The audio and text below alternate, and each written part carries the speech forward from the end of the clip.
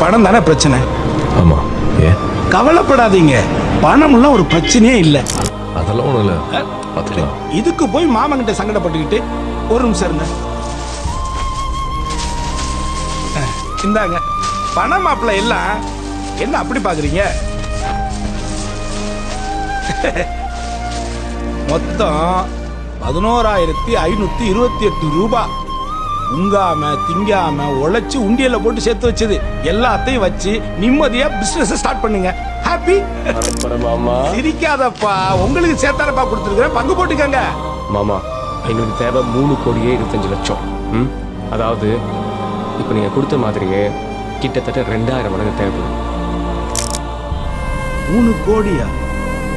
3 கோடின்னா அதுக்கு எத்தனை சைப்பன் கூட எனக்கு தெரியாத மாப்பிள்ள. இது உங்களுக்கு போதாத மாப்பிள்ள?